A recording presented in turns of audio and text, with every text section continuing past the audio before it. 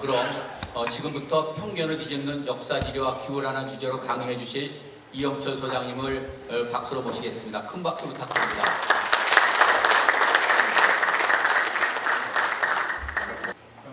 그런데 오늘 내용은 국내외 논문을 통해서 다 검증된 내용이고요. 학계하고는 견해 차이가 있을 수 있습니다. 다들 친숙한 내용일 수도 있는데요.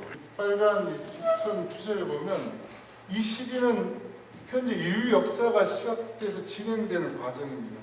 그 이야기는 변동폭이 별로 없지 않습니까? 대단히 안정된 기후대에 우리가 살고 있고 그동안 그런 혜택을 누려왔다 이렇게 보시면 될 것 같아요. 지난 이 빨간 선이 있죠. 이 과정에서 기후의 변동폭은 불과 4도 정도밖에 되지 않습니다. 그전에는 어느 정도 기후 변동폭이 있었는가 하면은 20도 이상의 편차가 존재했거든요. 그래서 이 점을 가지고 역사 시대가 어떻게 진행되는가 이 내용을 좀 소개를 하겠습니다. 혹시 형님 영상을 보신 분 이 지도를 보셨겠지만 대부분 처음 보신 지도일 겁니다. 빙하기 때 한반도와 중국, 차이나 지역을 좀 포함한 내용인데요. 옅게 칠해진 서해바다, 이 옅은 지역 색깔은 해수면이 지금보다 80m 또는 마이너스 85m일 때 기준이고요. 이 확장된 이 구간은 한라산까지 포함된 이 구간은 125m일 때 내용입니다. 그런데 이런 내용이 전제로 해서 사실 우리가 역사 시간에 배운 바가 없거든요. 그러다 보니 근본적으로 이게 역사 시대가 뒤틀려서 시작이 되는 그런 측면이 있습니다. 우리가 상전백회라는 이야기 많이 쓰지 않습니까? 고사성어로. 그러니까 상전백회란 말은 지어낸 말, 상징화된 말이 아니고 실제로 서해대추원에서 반복적으로 일어났던 실제 역사인 겁니다. 그런데 빙하 시대가 끝나고 약 지금으로부터 12,000년 전 또는 10,000년 전 즈음부터 안정화가 들어가면서 서서히 서해가 사라지기 시작하는 거죠. 그러니까 기후변화는 사실은 우리 한민족에게도 직결된 내용이지만 세계사적으로 봤을 때도 이러한 큰 변동폭을 가지고 이해할 필요가 있다. 이런 측면에서 처음에 기후변화 상황을 소개를 드렸고요. 지금 쭉 점선이 지나가는 곳이 있습니다. 이게 현재 기후입니다. 그러니까 현대 사회에 있어서 영도 선으로 보시면 됩니다. 앞서 제가 20도 등락폭이 있다고 했었는데요. 제일 마지막을 한번 보시죠. 공룡 대멸종 시기. 이 시기를 보면 편차가 어마어마하죠. 그런데 플라이오스라고 하는 그 선을 보면 계속 기온이 하강합니다. 하강하는데 이 중간 지점에 약 600만 년에서 700만 년 전에 현세 인류하고는 다르지만 최초의 인류가 등장을 합니다. 그리고 그 다음에 우리가 친숙한 호모 에렉투스라든가 등등등등 이 사람들은 이 기후 곡선이 하강한 시점에서 다 등장을 해요. 무슨 이야기냐면 인류는 빙하기라는 기후 위기를 맞아서 여기에 적응하면서 진화를 해온 역사다. 이렇게 보시면 됩니다. 인류가 이제 출현하는 곳이 아프리카지 않습니까? 원래 인류가 등장하기 전에 어디에 살았습니까? 나무 위에 있다가 숲으로 내려왔잖아요. 그러니까 숲에 있다는 것은 나무 열매를 주로 먹고 살았는데 추위가 강화된다는 것은 건조해진다는 얘기거든요. 건조해진다는 이야기는 숲은 줄어들고 사바나 지역이 확장이 되겠죠. 그러니까 숲에 살 수가 없습니다. 어쩔 수 없이 그 중에 누군가 모험심이 강한 친구들이 사바나로 진출한 거죠. 사바나를 갔을 때 인간이 생존하기 어렵습니다. 동물들은 빠르죠. 인간이 볼 수 있는 거리는 한계가 있죠. 그러다 보니까 걷고 뛰고 시야는 멀리 볼 수 있는 형태로 진화를 한 거죠. 기후 위기로부터 인간이 사바나로 진출했고 결국은 이 기후 위기를 극복하기 위해서 아프리카에서는 더 이상 살 수 없는 조건으로 점점 더 악화가 되자 11만 년 전부터 좀 넓게 잡아서 5만 년 사이에 현생 인류가 아프리카를 출발했는데 처음에는 레반트 지역, 지금의 이스라엘, 시리아 지역으로 진출 시도합니다. 처음에는 실패를 했다 그래요. 이런 과정이 반복되는데 이게 가능한 것은 사하라 사막이 습할 때는 초지가 확장이 됩니다. 사막이 줄어든다는 이야기예요. 그러니까 나일강을 따라서 북상할 수가 있는 거죠. 그런데 건조해지면 이게 사막 확장되니까 갈 수 있는 길이 막혀버려요. 때문에 이런 상황에서는 바브엘만 대브 해협이라고 홍해 제일 끝에 지점이 있습니다. 건조해지니까 바닷물이 아까 서해 대초원처럼 해수면이 낮아지잖아요. 육지가 확장되기 때문에 좁은 시기에 이곳을 통해서 아라비아 반도를 통해서 이란으로, 이란에서 인도를 통해서 도착한 곳이 지금의 인도네시아 해협 쪽입니다. 이곳을 순다랜드라고 하는데요. 대단히 중요합니다. 인류 역사가 시작되기 전에 중요한 두 곳을 꼽으라 그러면 서해 대초원입니다. 더 거슬러 올라가서 중요한 곳을 꼽으라면 순다랜드입니다. 왜 그런가 하면은 원래는 아프리카가 사람이 살기 좋았던 곳이에요. 좋았다는 것은 당시 기준입니다. 지금 의복이 발달해 있고 주택이 발달해 있는 기준은 아프리카 살기 좋은 지역이 아니죠. 당연히. 이게 착각 혼란이 있으면 안 됩니다. 인류가 살기 좋은 곳은 중위도 지역이에요. 어쨌든 아프리카가 점점 건조해지면서 숲이 없어져 버려요. 지금 색깔을 보십시오. 녹색은 거의 없죠. 반면에 순다랜드를 보십시오. 숲지대가 형성되어 있으니까 당시 인류 기준으로는 가장 살기 좋은 곳이 순다랜드입니다. 여기가 인류 문명의 태동지다. 이렇게 보시면 틀림이 없는데 문제는 어떻게 됐어요? 바닷속에 잠겨버렸잖아요. 그러다 보니까 16,000년 전 최소한 이 시기에 피라미드 형태의 뭔가 유적이 있었을 거다. 이런 지금 발굴 작업이 진행되고 있습니다. 또는 여기가 무대륙일 것이다. 등등 다양한 설이 있지만 이것은 현재로서는 확인할 길은 없습니다. 그 다음에 서양인들 관점에서는 중요한 부분이 아니기 때문에 자기들 관점에서는 불필요한 부분일 수도 있고 하기 때문에 여기에 과학자들이 투입될 가능성이 없는 거죠. 자, 이 지점에서 학술적으로 기억할 법 딱 하나입니다. 저기에 인류 문명이 있었냐 없었냐 이건 알 길이 없어요. 그러나 여기에 도착한 인류가 했던 대사건이 있습니다. 이름이 5만 년 전후에 지금은 호주로 쪼그라들었습니다마는 당시 사울랜드라는 거대한 파푸아뉴기니아를 포함한 역시 여기도 대륙이 있었어요. 이 대륙을 배를 타고 항해를 합니다.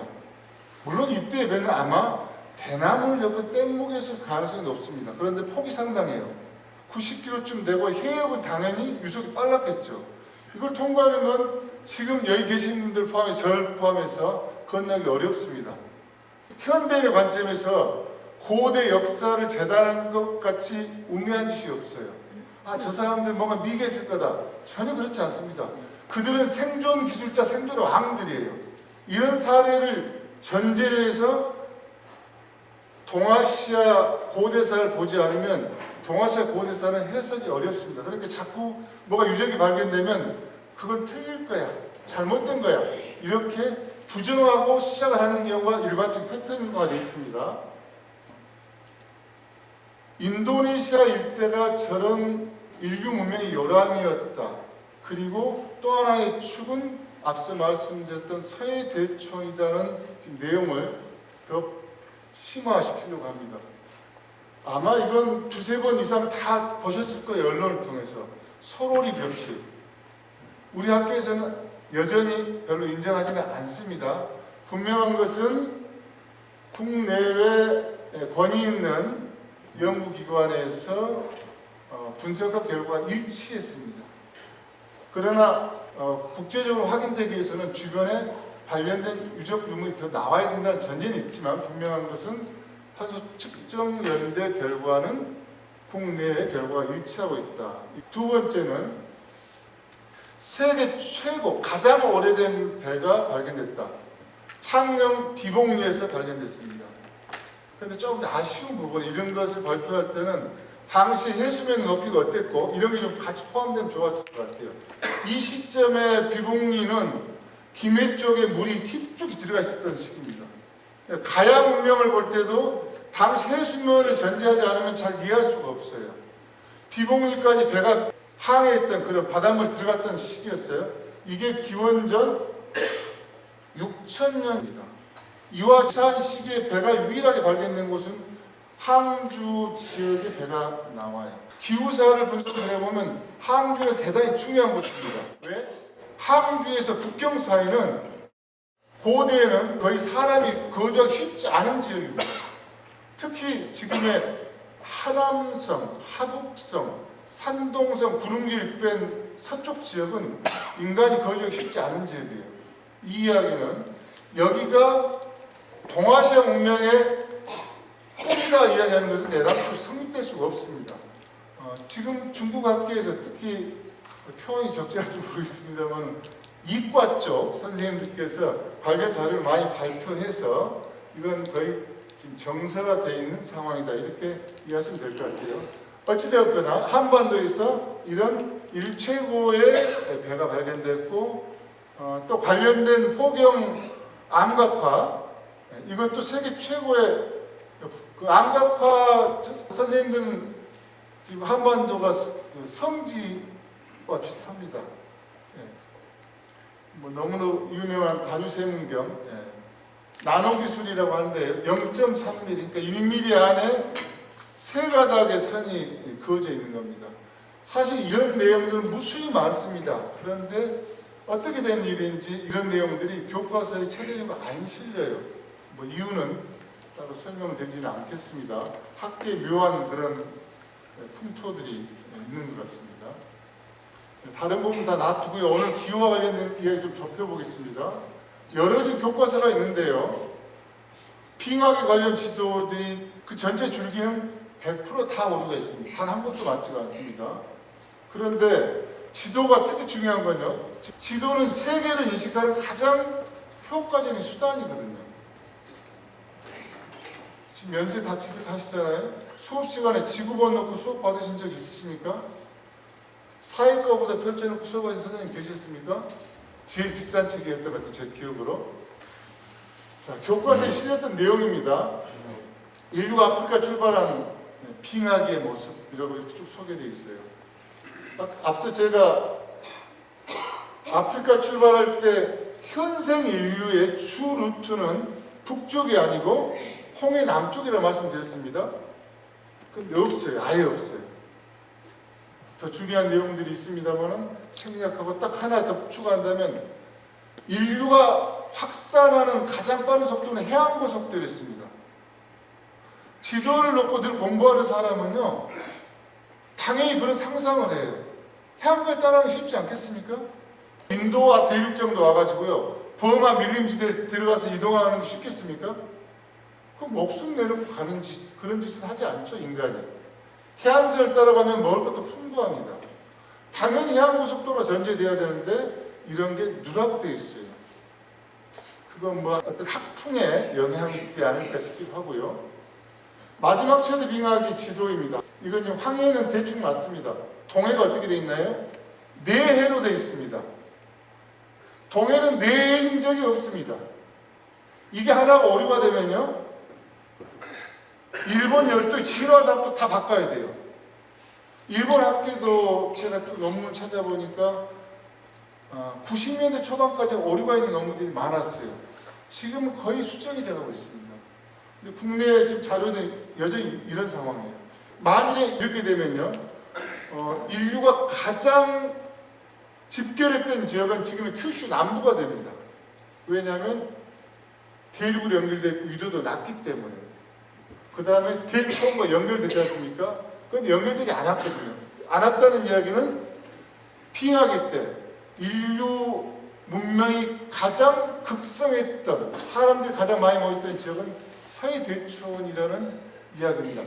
관련된 내용은 많은데 이건 시간상 소개드릴 수는 없고요. 다만 최근에 어떤 기후 관련 선생님께서 책을 내셨는데 제가 유심히 좀 봤어요. 분이 서해대천 넣는 거 안 넣는 거를 봤었는데 넣긴 넣었어요. 그런데 이제 어떤 문제가 있냐면요.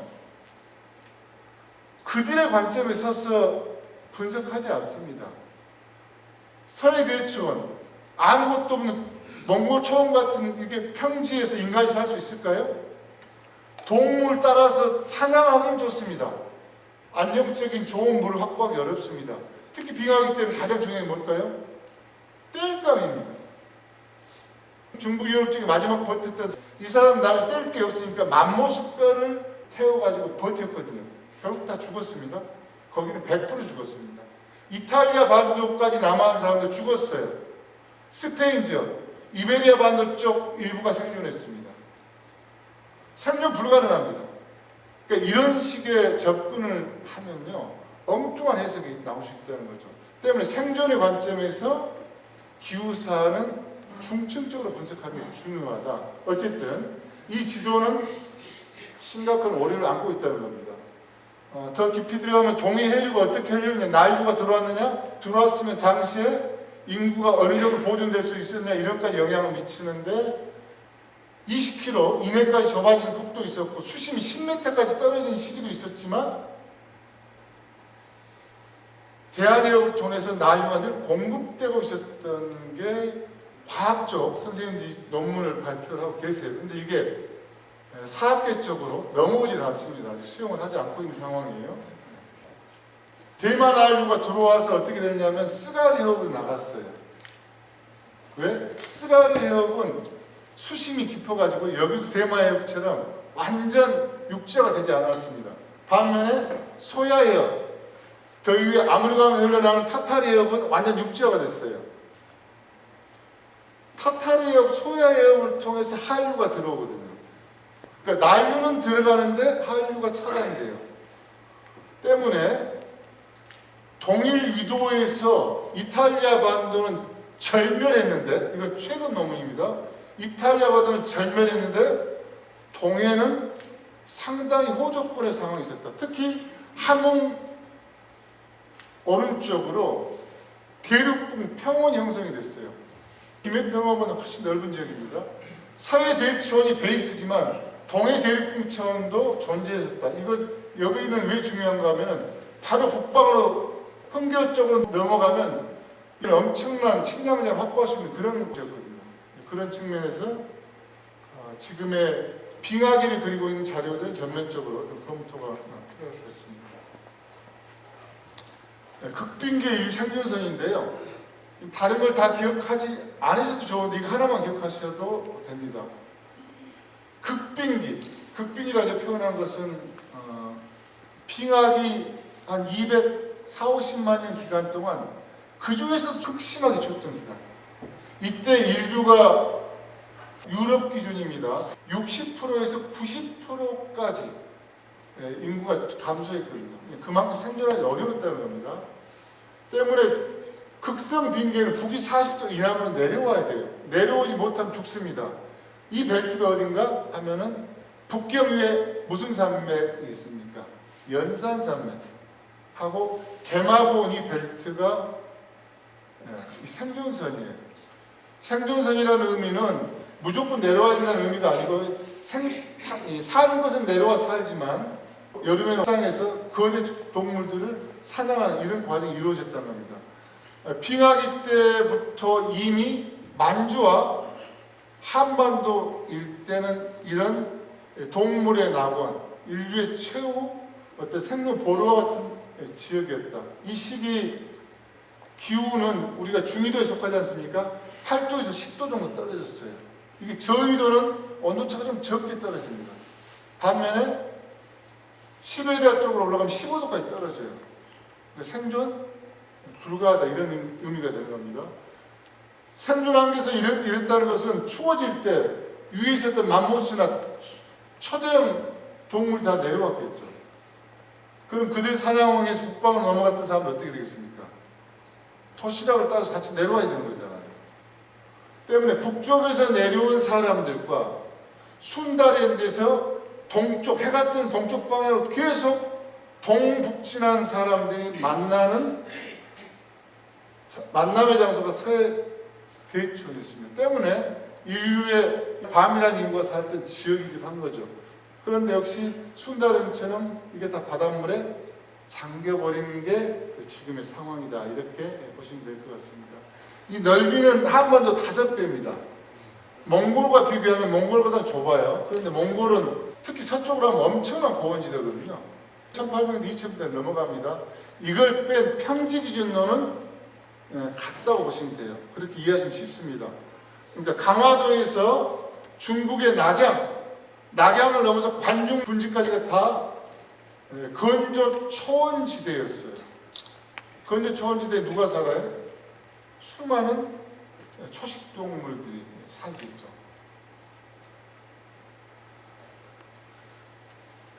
또 하나, 순다랜드, 서해대촌, 인류, 문명사, 동아시아 문명과 아메리카 문명사의 중요한 고리인 이 대륙을 잇는 연립교가 있었어요. 베링 해협을 다 아시죠? 베링 해협. 지금은 러시아와 알래스카가 마주보고 있는 땅입니다. 이 지도가 제가 찾아본 증가를 그린 지도에서 가장 정밀해요. 문제는 이렇게 서양 사람들이 그렸거든요. 그러니까 어떻게 되어 있습니까? 자기들 판 중심으로 했어요. 대서양 중심으로. 지도는 사실은 이데올로기의 투영이기도 하고요. 지배세계의 어떤 내용이 다 투영되어 있는 겁니다. 중세 이후 역사를 이런 식으로 서양 학자들이 다루면 저는 뭐 그건 좋다고 봐요. 그럴 수도 있죠. 그런데 고대사부터 그 이전 역사를 이런 지도를 놓고 자신을 교육시킨다. 이건 저는 안 맞다. 양심상 이래서는 안 된다고 봅니다. 이건 설명이 안 돼요. 이런 지도를 놓고는요. 제가 다시 그렸습니다. 제작을 아예 다시 했어요. 이제 이 지도를 보시면 두 대륙이 원래 하나의 대륙이었다는 걸 확인하게 나오죠. 우리가 무의식 중에 유라시아 대륙이라고 하지만 사실은 앞으로 유라시아 대륙이라는 표현을 쓰는 게 맞거든요. 아프리카 대륙이 떨어져 있습니까? 문명사적 관점에서는 굉장히 중요한 포인트고요. 특히 빙하시대 인류 이동사, 동물 이동사의 관점에서는 더 중요합니다. 여기는 그냥 육지화된 정도가 아니고요. 남미하고 북미가 붙어 있죠. 그 길이 어떤가요? 중앙아메리카. 인간이 가기 어려운 그런 지역입니다. 지금도. 아주 그 외소하게 붙어 있죠. 근데 여기는 어떻게 되어 있습니까? 폭이 1800km. 예, 남북폭이, 동서폭이 6000km입니다. 어마어마하죠. 뭐 고속도로라는 표현도 안 맞겠죠. 그냥 바다 같은 그 평원지역, 툰드라 지역을 다질 수 있는 그런 환경이었습니다. 이걸 통해서 수많은 동물들이 동진을 했고요. 또 서진도 했어요. 그 중에 대표적인 동물들만 좀 소개를 하겠습니다. 들어간 동물들의 대표 주자는 황제 매머드라는 친구가 있어요. 매머드 중에서 제일 큰 놈. 북미 전역을 다 초토화시켜버립니다. 캐나다 위쪽까지 다 장악을 해버려요. 요즘은 생태 교란종이 들어간 겁니다. 끔찍한 일이죠. 그러나 아메리카 대륙에서 앞으로 유라시아 대륙으로 넘어온 친구들 중에 대표 주자가 말과 낙타예요. 말이 빠진 인류사를 상상할 수 있습니까? 말이 빠진 흉노제국, 돌골제국, 원제국, 뭐 고구려까지 포함시켜볼까요? 이거 상상할 수 있습니까? 아예 성립되지 않습니다.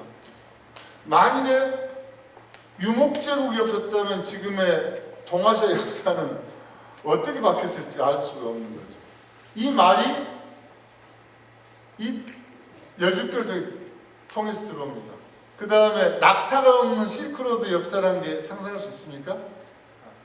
이 툰드라 지역을 낙타가 통과하다 보니까 발바닥이 미끄러지지 않게 푹신푹신해지고 넓어진 겁니다. 중고등학교 때인지 정확히 기억치는 않습니다만 선생님한테 사막을 다니면서 낙타가 진화해서 바닥이 저리겠다 이렇게 배웠었거든요. 지금은 그러지는 않겠죠. 낙타가 기후변화를 진화해온 산물을 그대로 보여주고 있는 이런 겁니다. 그러니까 이 시기에 이런 변화 과정들에 의해서 우리 인류사가 완전히 새로운 역사로 쓰였다는 겁니다. 동물들은 이렇게 오갔는데 그럼 인간은 오가지 않았을까 이제 의심이 저는 좀 들었어요. 3000년 전에 고리뼈탈이 안류산 열도 2000km가 넘습니다. 그런데 징검다리처럼 섬이 쭉 나열되어 있어요. 여기서 발견됩니다. 뭐 여러 유적이 있습니다. 생략하고 가장 중요한 것은 언돌 유적입니다. 국내 언론에 소개될 때는 그 보고서를 최종 보고서를 보지 않고 아마 그 언론에 소개됐던 것 같아요. 뭔가 좀 조악한 형태의 내용들이 소개됐어요. 그런데 보고서를 확인한 결과 14편에 거의 완벽히 보존되어 있는 정밀한 언돌 유적이 확인됐어요. 이건 뭐 빼도 박도 못하는 거죠. 고래와 관련된 유적, 언돌 이걸 종합해 볼 때는 동아시아, 특히 서해와 한반도 초월 중심으로 한 문명의 이동이 있었을 거다라는 그런 의문을 갖게 되는 거죠. 아메리카에 사람이 언제 들어갔는가 하는 이 이동설의 정설은 원래 북미 대륙 60% 이상 빙하가 덮고 있었기 때문에 더 이상 남아올 수 없었다, 이런 이론이 정설이었어요. 그러면서 마지막 빙하기가 끝나면서 두 빙상의 얼음이 열리면서 이 길을 통해서 남아있을 거다, 이게 정설이었습니다. 그런데 이 시기보다 앞선 시기의 유적들이 발굴이 돼요. 이게 지금 결정타가 된 유적은 몬테베르데, 칠레에서도 남부 지역입니다.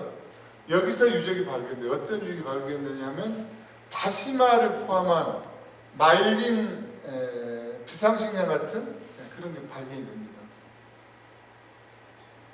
다시마 먹는 나라가 전 세계적으로 얼마나 있을까요? 거의 없습니다. 한국인, 일본인, 칠레인 원주민 중에 일부가 있습니다. 나머지는 혐오식품이기도 하고, 이건 생태 교란종이에요. 미국 같은 경우는.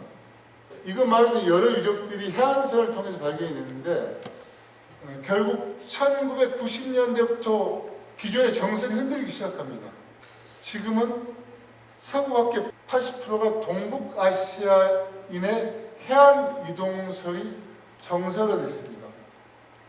그런데 이런 내용은 아마 국내 서적에서는 소개를 하고 있지 않은 걸로 저는 그렇게 알고 있습니다. 그 서구에서 만들었던 대서양 중심 지도하고 이 태평양 중심 지도입니다.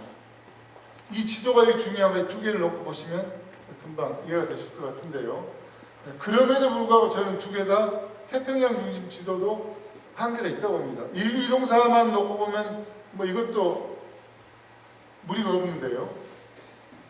기후사의 관점에서 인류 이동사를 설명하기 위해서는 이거 안 됩니다. 왜냐하면 대서양과 태평양이 같이 나와야 돼요. 그린란드 빙하가 녹으면 기후위기가 심각한 단계로 진입할 거다, 이런 이야기 들어보셨죠? 연일 뉴스에 나옵니다. 만일에 그린란드 빙하가 더 녹으면 영화 투모로우 같은 기후재난 사태가 발생할 거다. 작년에 또 경고 지금 논문이 나왔었잖아요.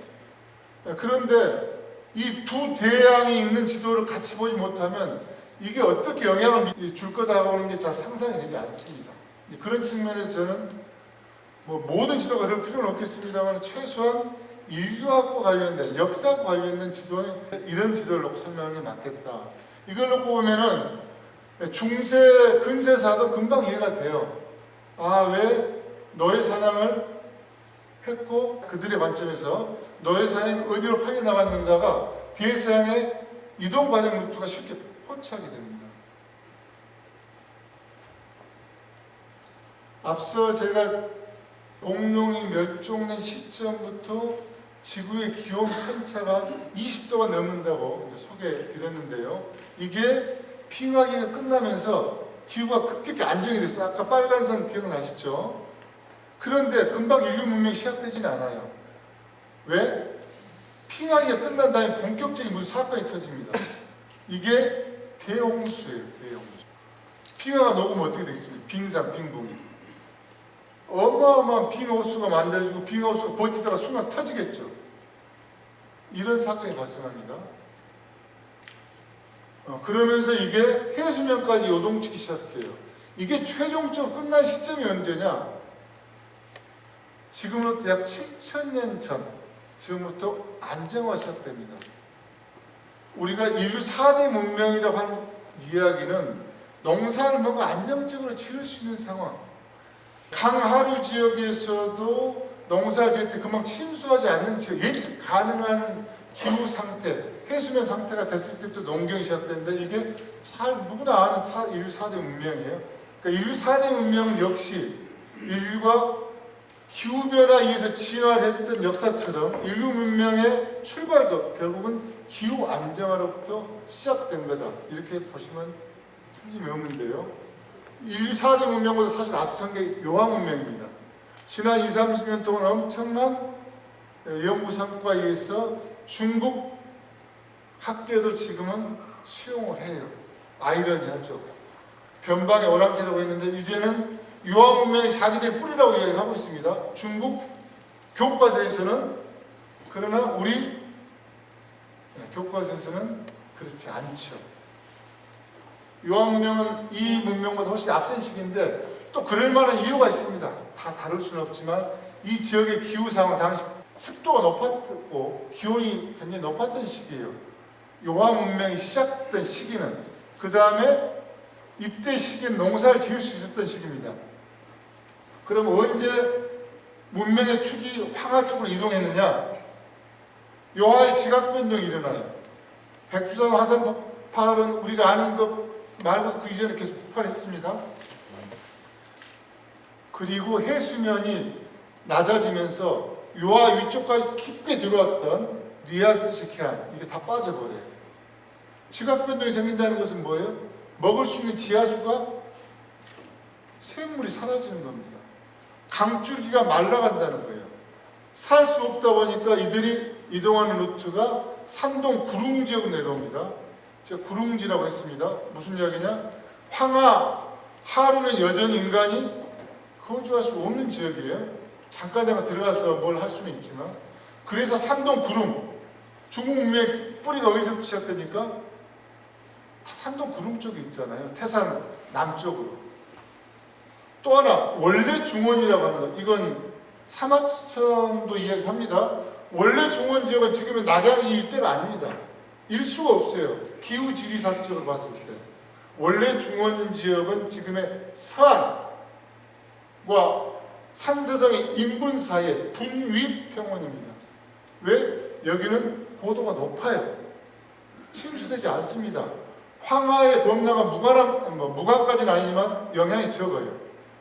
요하가 환경변화, 지각변동이 붕괴되면서 이들이 남쪽으로, 서남쪽으로 내려온 역사가 바로 한족사라고 이야기하는 태동의 과정이다. 이렇게 보시면 됩니다. 지난 만년, 아주 길게 잡으면 2만 년 동안 기후변동폭은 약 4도입니다. 요즘 기후변화 얘기할 때 자주 등장하는 그래프예요. 그런데 산업혁명 이후에 올라가 치솟는 거 보이시죠? 1도, 정확히는 지금은 1.1도가 약간 넘었습니다. 2023년 전후 기준으로 해서 4도와 1도 차이, 그럴 수도 있겠지 라고 생각할 수 있는데요. 무려 25배 속도 차이입니다. 그러니까 4km 도보를 걷는 속도였는데 25배 고속버스 속도로 기온이 변하고 있는 거예요. 그러니까 인류가 기후가 변한다고 다 죽지는 않습니다. 마지막 최대 비행기 같은 경우는 전 혹독했던 기후인데요. 그건 예외적인 거, 그런 게 2번 정도가 있었습니다. 기후변화가 급격하게 일어나지 않잖아요. 근데 지금 속도는 25배. 4km 걷다가 전에 부딪히는 충격과요. 100km 달린 고속버스가 정면 충돌하면 상상을 해보십시오. 그래서 이 기후변화에 인간이 버틸 수 있는, 생태계가 버틸 수 있는 마지노선은 1.5도. 이건 너무너무 많이 들으셨을 겁니다. 지금 0.3 몇 도 남았다고 합니다. 이건 특정 학자들이 이야기한 게 아닙니다. IPCC라고 전 세계 보수적인 과학자들 상당히 보수적이잖아요. 보수적인 과학자들 1000여 명이 모여서 합의한 결과만 발표할 수 있습니다. 1.5도가 뭐냐면 임계점이에요. 이걸 기후 티핑 포인트라고 하는데 임계점. 자전거 페달 밟다가 정점 올라갈 때는 힘들잖아요. 거기 꼭대기까지. 근데 그 다음에 넘어가면 어떻게 됩니까? 페달 밟지 않아도 가속이 붙잖아요. 이거 지금 이런 상황입니다. 1.5도를 넘어가면 다 죽는다 이야기가 아니에요.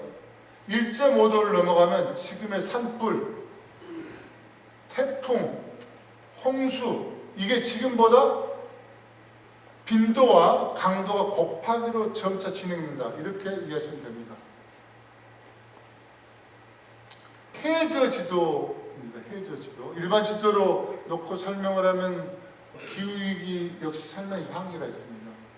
이게 뭐냐면 지구 전체를 놓고 봤을 때 16개 티핑 포인트 지점을 학자들이 정한 겁니다. 이 16개 포인트 중에 위험치가 넘어가면 지구가 굉장히 위험한 상황이 온다. 또는 생태계 멸종될 수 있다. 이런 이야기예요. 16개 중에 5개가 지금 이미 넘었을 걸로 예상된 시점입니다. 여기 친숙한 거 하나 말씀 소개해드릴까요? 열대 산호초. 현재 추세대로는요, 10년 안에 열대 산호초는 전멸입니다. 상상할 수 있습니까? 지구상에서 없어지는 거예요. 지금 이 살아가고 있는 인간종 때문에. 이미 호주 일대나 등등에는 80% 이상 전멸된 들이 많습니다. 미국 플로리다 일대도 그렇고요. 산호초 뭐 멋있는 거 없으면 어때? 산호초는 바다에 사는 생명체의 아파트와 같은 곳이에요. 이게 없으면 바다가 사막화가 됩니다. 10년 안에 멸종된다. 이건 이견이 지금 없습니다. 제가 가장 걱정하는 그린란드 빙상 붕괴와 레브라도의 대륙 붕괴입니다. 이게 이미 지금 티핑 포인트를 넘어섰다는 거예요. 이게 문제가 더 확산이 되면 대서양 저 밑에 해양순환 붕괴라 했죠. 그러니까 우리가 학교 다닐 때 배웠던 용어로는 열염순환 붕괴. 바다 전체 태평양에서부터 대서양까지 남극해까지 도는 바다가 전체가 돈단 말이에요. 표층 따뜻할 때 위로 갔다가 저 대서양 끝에 올라가면 침략한단 말이에요. 이 순환 벨트가 끊어지는 게 영화 투모로우의 소재입니다. 그러면 어떻게 되느냐? 소빙하기가 오는 거예요. 이런 벨트가 끊어지는 거예요. 그러면 7, 8도가 기온이 하강합니다.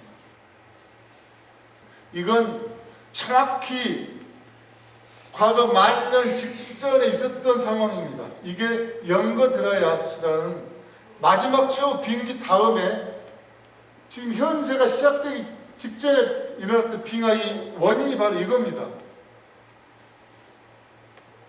실제 있었던 일이에요. 이건 불과 10,000년 전 이야기입니다. 캐나다에 있었던 대호수가 빙하를 담고 있었던 호수 붕괴를 하면서 이 담수가 대서양 북쪽으로 흘러들어가요. 급격히. 그러니까 짠물이 민물이 되다 보니까 위에 흐르던 바닷물이 깊숙이 들어가지 못하면서 대양 벨트가 끊어진 겁니다. 햇빛이 가장 강한 시간은 12시 30분경 태양이 정면 위에 있을 때요. 그런데 가장 실제 기온이 올라갈 때는 언제입니까? 2시 반 전후이죠. 이걸 반응 시간 차이라고 하는 겁니다. 지금의 기후재난이 진짜 공포스러운 건 이겁니다. 이 원리만 떠올려 보시면요. 지금 우리가 겪고 있는 건요, 최근에 우리가 온실가스 배출해서 벌어진 일이 아니에요. 2000년대 이전에 인간이 벌였던 일들이 이제 나타나고 있는 거예요. 2000년 이후에 무언가를 했던 행위들이 지금 결과가 나오지도 않았어요. 그런데 이미 지금 이런 강도로 우리가 겪고 있다는 겁니다. 산불 점차 심해지고 있죠. 올해 역대 기록을 넘어섰다고 합니다. 제가 우려하는 건 이 산불의 특성입니다. 이건 지중해에서 지금 몇 년 전 나타나고 있는 증상입니다.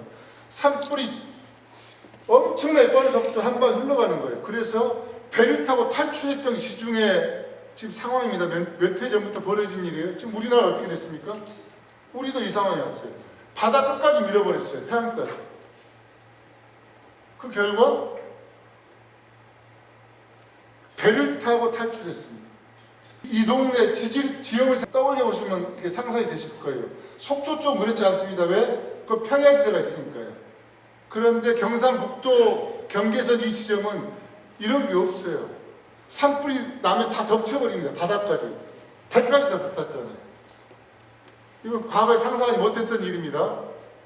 빙산의 일각인 산불도 이렇게 위험한데 제가 주의하는 건 이로 인한 플러스 알파입니다. 동해안 핵발전소가 집중되어 있는 곳이에요.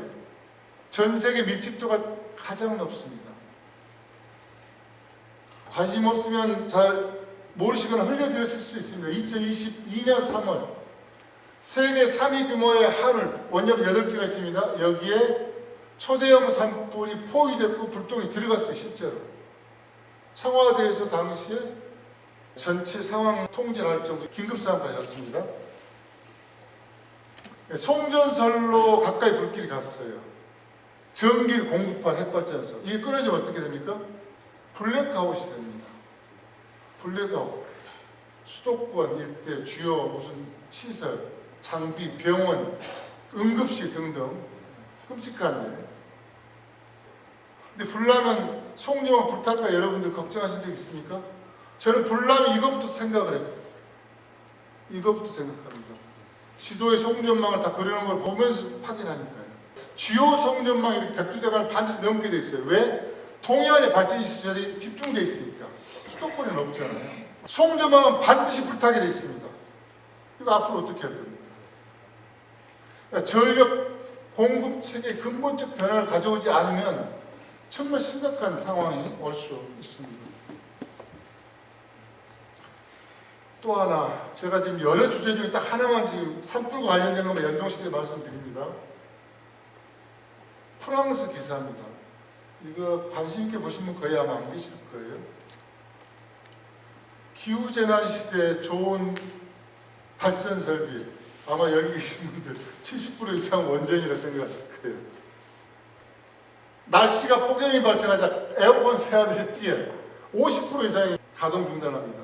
프랑스는 또 뭐 다 그렇지는 않습니다만은 그 이탈리아와 접경 지역에는 빙하수가 내려온 그런 것들을 쓰고 있어요, 많이. 근데 다 스톱됐어요, 50% 이상. 그러면 우리는 어떨까요? 우리는 뭐 어떤 물 씁니까? 강물 안 쓰죠? 바닷물. 뭔가 안심이 되지요. 한반도 해역의 바닷물 상습폭이 전 세계 최고입니다. 그래서 제가 혹시 오해받을까봐 그대로 캡처를 갖고 왔습니다. 동해안 바닷물이 신고리로 들어오는 그 바닷물이 31도를 넘어갈 때가 있었어요. 그런데 설계 당시 냉각수 여기까지 허용이 됩니다. 설계를 이렇게 했습니다. 한 게 31.6도입니다. 2017년 어떻게 하나요? 해수 온도가 31.2도까지 올라갔어요. 이런 현상은 이미 2003년 전부터 제가 직접 경험한 겁니다. 제가 나로도라는 곳에 이렇게 추석 때 간 적이 있는데요. 추석 때 바닷물에 들어갈 수 있는 그런 상황이 시작됐던 겁니다. 그런데 대응을 어떻게 했느냐? 수치를 올렸어요. 허용기준 수치를. 그냥 테이블에 했어요. 이쪽 관계자분들은 뭐 그럴 만한 이유가 있을지는 모르겠습니다만은 국민의 안전, 우리 안전의 입장에서 보통 문제가 아닙니다. 특히 원전 위치를 생각하면요, 경남북 지역에 밀집되어 있잖아요. 대도시하고 굉장히 가깝습니다. 가까운 곳에 27km밖에 안 된 것도 있습니다. 이건 우리가 좀 많이 알고 환기할 필요가 있는 내용이다 싶습니다. 기후 위기를 가지고 제가 이제 원고도 한 5년 전부터 많이 쓰고요. 또 오프라인 간혹 나가서 대화를 해보면요, 이건 미안하긴 한데 지금 장노년층의 문제는 아니야. 미래 세대 문제지. 이렇게 인식하고 계신 분들이 다수였어요. 근데 5년 전만 해도 이런 자료가 별로 안 나왔습니다. 근데 속도가요, 지난 3, 4년 동안에 엄청난 속도로 올라가고 있어요. 그러니까 기후위기 문제를 논리적으로 물론 잘 생각해보고 이성적으로 판단하는 것도 물론 중요하겠습니다만 감성적인 관점에서 이게 남의 이야기가 아니다. 이와 관련된 사망 통계, 특히 고령자 사망 통계, 끔찍한 통계 서울대에서 연구할 판도 있거든요. 그런데 그 내용까지 담지는 않았습니다만 특히 이런 상황에서 오피니언 리더 그룹의 그 견인이라고 그럴까요? 이건 굉장히 중요하다고 봅니다. 그래서 짧은 시간입니다만 인류사 모두를 말씀드리면 인류사는 출발부터 진화 역사부터 또 문명이 시작되는 시기까지 대단히 서로 역동적인 관계를 주고받고 왔었고 지금 시점은 사실 생태학적인 자연스러운 흐름으로는 겪어보지 못한 일들이 빚어지고 있다는 겁니다. 이런 점에서 우리가 좀 더 관심을 갖고 기후 문제에 대한 대응을 했으면 합니다. 예, 자 마치겠습니다.